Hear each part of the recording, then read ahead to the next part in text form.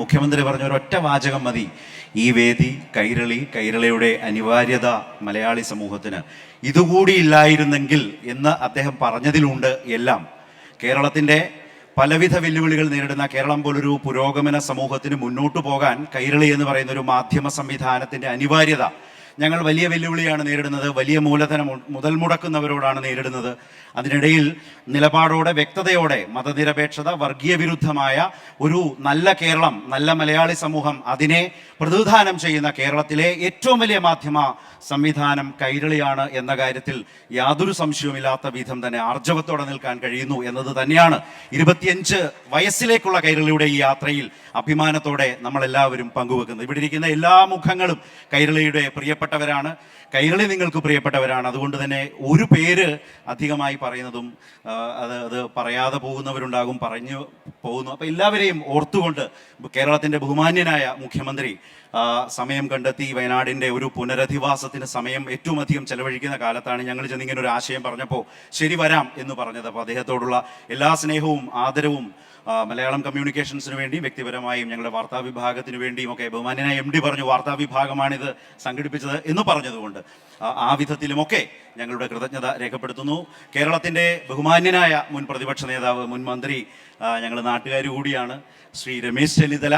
അദ്ദേഹത്തിന് കൈരളിയുടെ ഒരേ സമയം കൈരളിയുടെ വിമർശകനായിരിക്കുമ്പോഴും കൈരളി മുന്നോട്ട് വെക്കുന്ന ഉത്തരവാദിത്വമുള്ള വാർത്തകളെ ശ്രദ്ധിക്കാനും ഒക്കെ അദ്ദേഹം തയ്യാറായിട്ടുണ്ട്. ഒരു പ്രബന്ധമാണ് അവതരിപ്പിച്ചത്. അതെ അതെ അതെ ആഗോള മാധ്യമ രംഗത്തെ അടക്കം സ്പർശിച്ചുകൊണ്ടും നിരീക്ഷിച്ചുകൊണ്ടും കേരളത്തിന്റെ മാധ്യമ ലോകത്തെക്കുറിച്ചാണ് അദ്ദേഹം പറഞ്ഞത്. അതിൽ വ്യത്യസ്തമായ അഭിപ്രായമുള്ളവരൊക്കെ തന്നെയാണ് ഇവിടെ ഇരിക്കുന്നത്, എല്ലാവരും എന്നുള്ള കാര്യത്തിൽ എനിക്ക് സംശയമൊന്നുമില്ല. പക്ഷെ അദ്ദേഹം അത് അവതരിപ്പിച്ചു. അപ്പോൾ അങ്ങനെ ഒരു മാധ്യമ നിരീക്ഷണം അദ്ദേഹത്തിന്റെ ഭാഗത്തു നിന്ന് വന്നു. അപ്പോൾ ശ്രീ രമേശ് ചെന്നിത്തലയ്ക്ക് മലയാളം കമ്മ്യൂണിക്കേഷൻസിന്റെ പേരിൽ സ്നേഹപൂർവ്വം കൃതജ്ഞത അറിയിക്കുകയാണ്. ബഹുമാന്യനായ ശശികുമാർ സാർ, ഈ അർത്ഥവത്തായ ഈ യോഗത്തിന്റെ തുടക്കം അദ്ദേഹത്തിലൂടെയാണ്. മാധ്യമപ്രവർത്തനം ഈ കാലത്ത് നവീകരിക്കപ്പെടുന്നതിനെ കുറിച്ചുള്ള ആശയങ്ങളാണ് അദ്ദേഹം അവതരിപ്പിച്ചത്.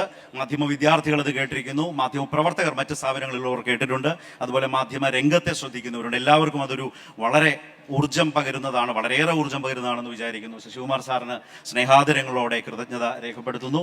അതുപോലെ തന്നെ നമ്മുടെ പ്രിയങ്കരിയായിട്ടുള്ള ബഹുമാനിയായിട്ടുള്ള തിരുവനന്തപുരത്തിൻ്റെ മേയർ ശ്രീമതി ആര്യ രാജേന്ദ്രൻ.